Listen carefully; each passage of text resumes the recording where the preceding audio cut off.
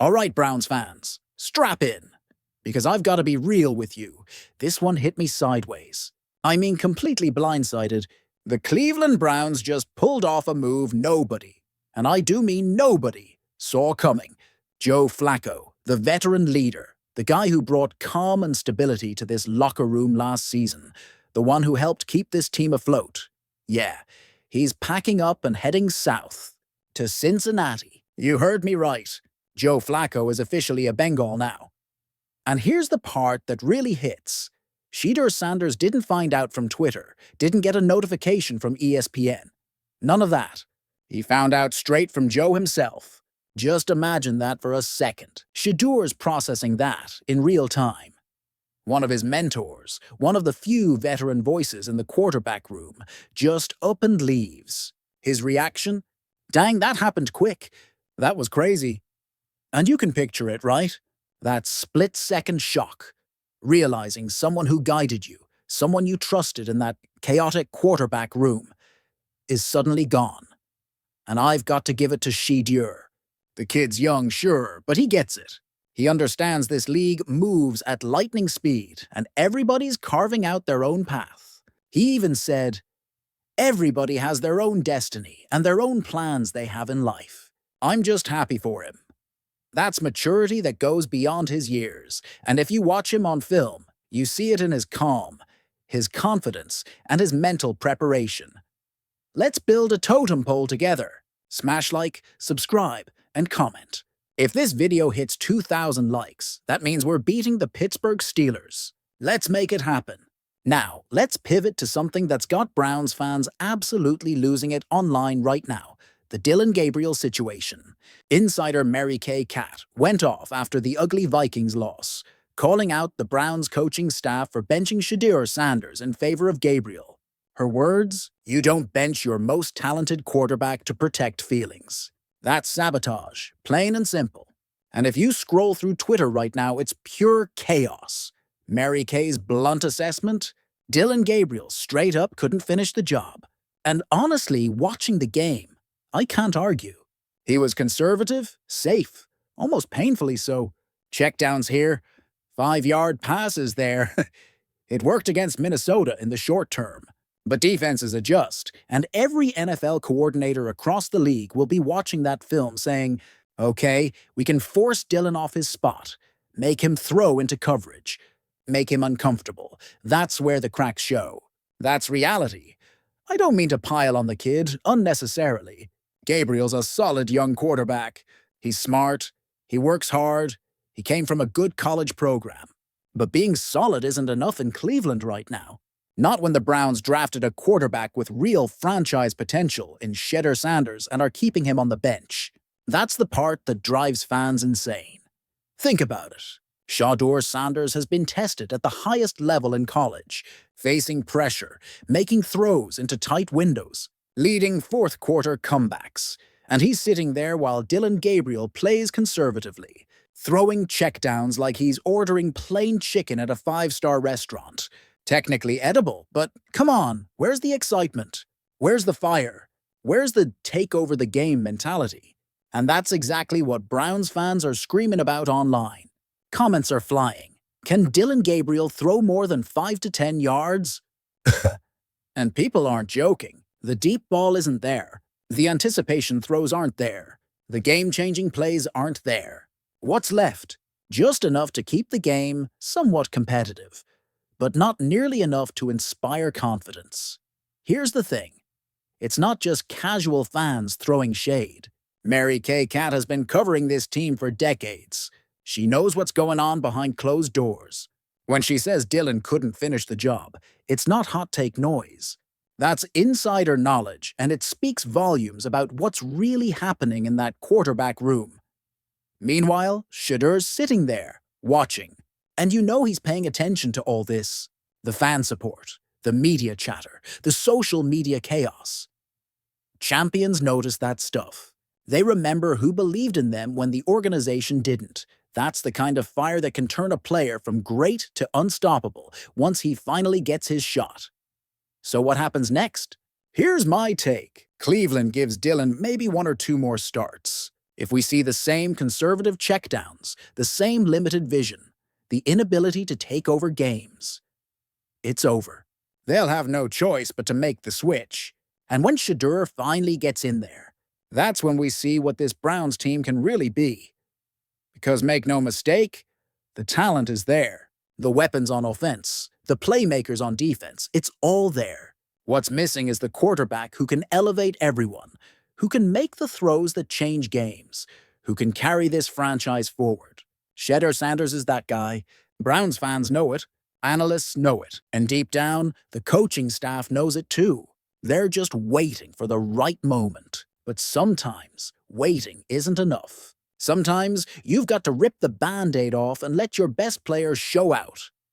And let's be honest, every week that goes by with Shedeur on the bench is wasted development time. Valuable experience he could be getting right now. Building chemistry, learning NFL defenses in real games, not practice. That's time that you can never get back. Meanwhile, Dylan's caught in a pressure cooker. Every snap is scrutinized, every throw analyzed, and playing scared like that. That's how you get exactly what we saw against Minnesota. Safe, conservative. Ultimately not enough. So here's the reality. The Browns season may not be about making a deep playoff run anyway. So why not give Shedeur the reps? Let him learn. Take his lumps now and start 2026 with experience under his belt. Fans see it. The media sees it. Even the players in the locker room see it. It's obvious. And when Mary Kay Cat comes out and calls Dylan unable to finish the job, that's a clear signal. The walls are closing in. The patience is running out, and the Shedeur Sanders era might be closer than anyone in that building wants to admit. For the first time, it actually looks like the Browns are committed to preparing him for a starting role.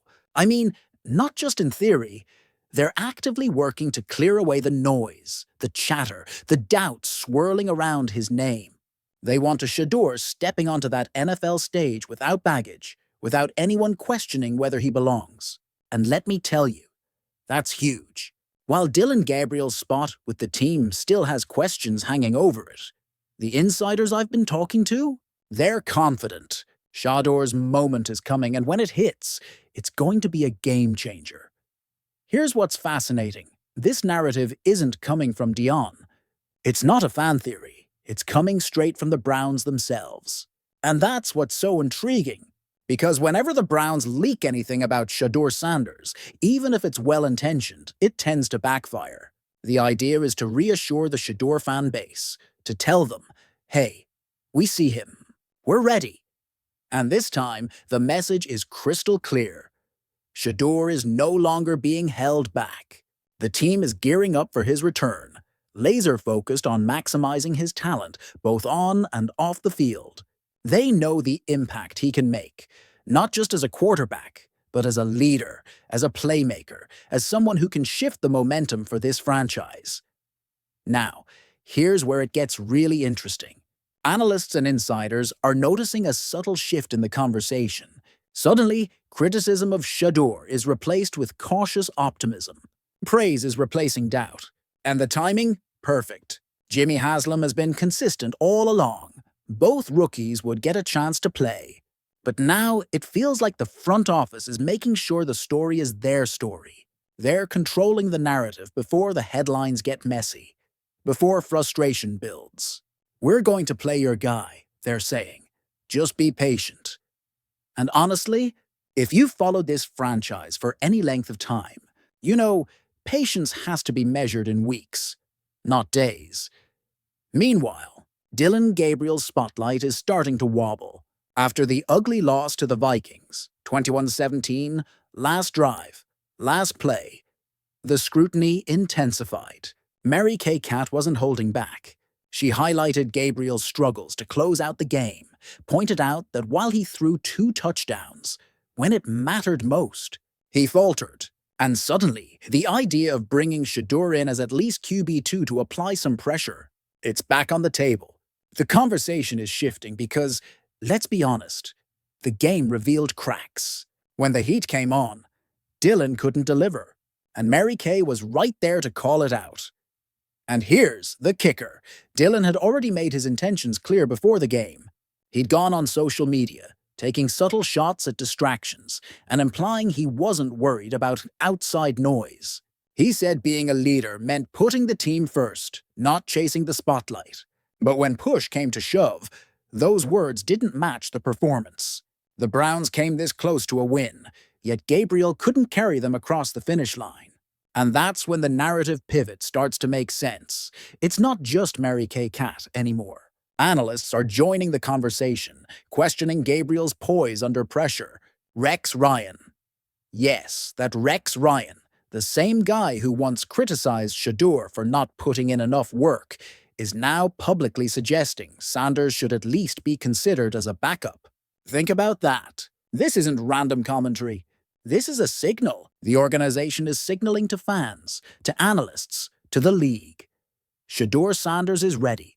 And when the opportunity comes, he's going to step in. So let's connect the dots. The Browns are strategically clearing the way for Shedeur. They're managing expectations, controlling the story, and subtly maneuvering within the organization to make sure he has every opportunity to shine. Praise is growing. Gabriel's cracks are being exposed, and the groundwork is being laid. Jimmy Haslam's early season statements about playing both rookies? Not casual, not vague, intentional. A roadmap for Sanders' development. And now, with analysts like Mary Kay and Rex shifting their tone, the stage is set. For Shedeur, this is massive.